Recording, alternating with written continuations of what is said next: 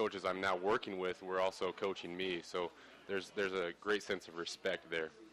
Now, you guys have, like I said, 3 straight wins. The team's feeling pretty good right now. What do you think of how the team's been playing?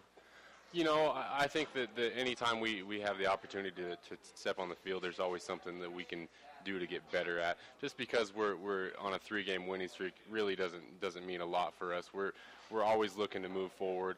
We're always looking to get better. And this week it's a bye. That doesn't mean it's an off week for us. We're still going to work and trying to get better against ourselves. So now, final question.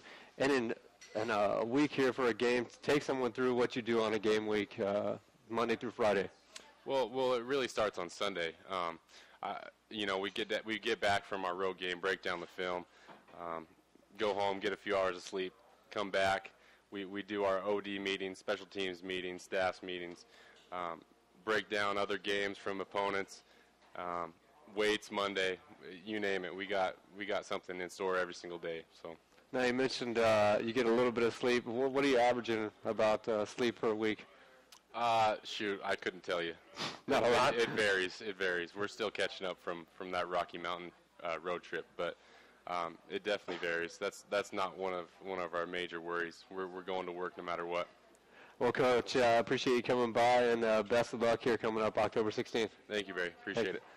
We're going to bring up a special guest, the new EOU drumline coordinator, Mr. Tone Fetz. Thanks, Barrett. Hey, no problem. We got a brand new drumline this year coming to Eastern Oregon University.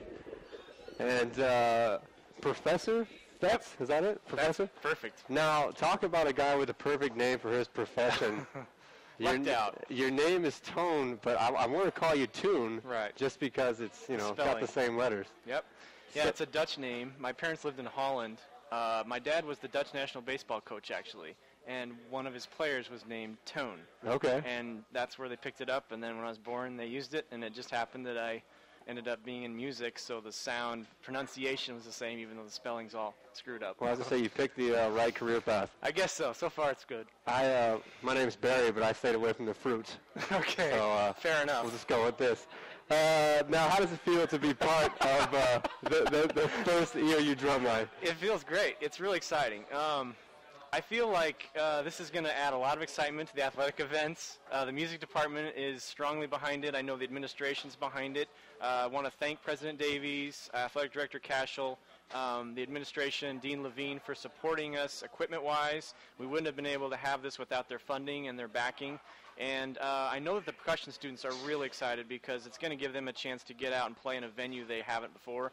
And for some of these kids, they've never done marching band before, so they're learning for the first time. But it's a really exciting event, and I think drums have a natural people have an affinity for percussion because it's so visual. And so it's not like watching a wind player where you can't really see the music happening. With percussion, you can actually physically see what's going on. And so that visual aspect is really effective. And I think it's obviously loud, so it adds to the atmosphere of an athletic event. And hopefully it will charge up the team and keep people excited. Now, you guys have been practicing over in Dorian Park, and assistant of mine, Paul Carollo, we get to hear you guys quite a bit. It's sounding good. Okay. There was one day where you played, I think, the same thing over and over. Oh, yeah. And I joked with Paul. I said, this is my favorite one they do. Okay. So you guys are sounding good out there, though. Thank you, sir. Now, I understand it's your background. You were at the University of Oregon. You were a member of that marching band. Yes, sir. Talk a little bit about your past and the best memory you have.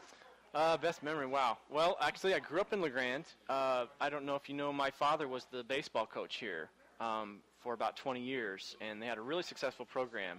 There was a winning team for 19 out of 20 years. My mom was a public school teacher. My dad was an English professor as well as a coach. And then after I graduated from LeGrand High School in 1990, I went to U of O for my Bachelor of Music. I did a music education and performance degree in percussion. And then I went to a master's degree at the University of Michigan in Ann Arbor and a doctorate in music percussion performance at University of Illinois in Champaign-Urbana. And then at that point, I was looking for jobs. I wanted to teach college. I wanted to play professionally, and applied for a lot of jobs. And I was fortunate enough to get a job here at EOU that the music education professor before me had moved on to Christopher Newport University. And just real fortunate to be able to come home. I mean, I've always loved the Grand area, Grand Round Valley, Oregon. The Midwest was a little too muggy, a little too humid for me. being from the Northwest. So it was nice to come back home to friendly place, and just grateful that I'm able to actually work in an environment and study things like music that I love so much and that I can do on a daily basis. Now, you actually played in a few bowl games. I did, yes. At U of O, we weren't quite as good as U of O is now, the Ducks are now. We had just started, I think their first bowl was in 1989, the year before I got there. I was there from 90 to 95. That's when Bill Musgrave was there as the quarterback and Rich Brooks was still the coach. They had gone to a bowl in 89, and then in 1990, my freshman year, we went to the Freedom Bowl, which was down in Anaheim in Disneyland. And that was a cool experience. I mean, as a freshman, to be able to go down, and bowl games are pretty much like a party. Everybody is really festive, and this one was on New Year's Eve, so it was a really cool event, and everybody, just had a great time.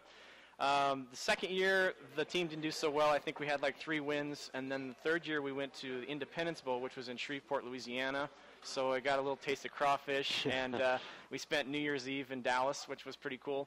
And then the last year that I was doing it before the Rose Bowl, they actually went, I think they went 5-6 before they went to the Rose Bowl in 94, 95. And that's the year they played Penn State. Didn't fare so well in the Rose Bowl, but at least we got to there. So very true. It was a good experience. Now, when will you guys actually debut for the public? Well, Thursday night we're going to do the athletic opening session, which I guess is probably pretty close to the public, but we're just going to play an opening thing, as you know, and then the first performance will technically be the homecoming parade, which is going to be Friday. Is it the 16th? The 15th. 15th. Yep. Thank you.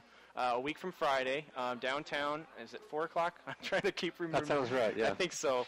But we'll be part of the parade, and then the bonfire that night for the students, which is out there in the athletic fields, and then Saturday, of course, for the game against Montana Tech will be our first real performance. So the students are people excited. will be able to hear you warm up. Absolutely. By the tailgate zone. There is a public warm-up that we'll do over by Dorian Park outside of the stadium that we'll do for probably about half an hour, about 45 minutes before the game time, and then we'll lead the team on to the field on the Mountaineer Walk and play in the stands and enjoy with some grooves, and then at halftime we'll do a couple tunes and a couple cadences, and we'll be there for the whole time to try and cheer them on. Sounds great. One last question here for you, actually, too. How has the turnout been so far, and what would you like to see from the squad this year? Well, the turnout is not as good as I'd hoped. We have 6 players right now, and they're all doing really well. So I'm very fortunate that the players we have are strong and that they're committed and that they're putting the time in.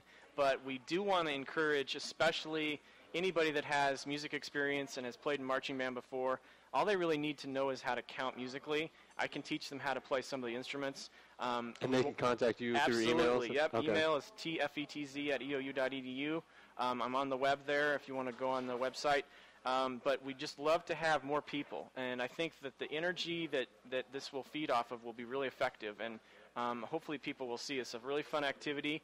It's very disciplined, but it also is a lot of fun, and it's exciting. And people that have been in music and that have been in marching band before, I think they know the reward that comes with that.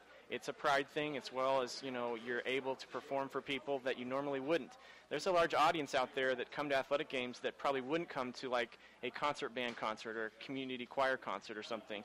And I think that it's really great that we can finally reach out to those people and have that connection.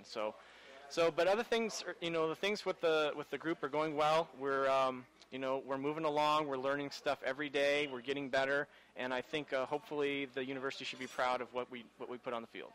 Well, we're excited to have you, and looking forward to it. And thanks for coming by today. Thank you so much, Barry. Appreciate it. Very no kind. problem. We're going to have Coach Haley Pierce come on up next.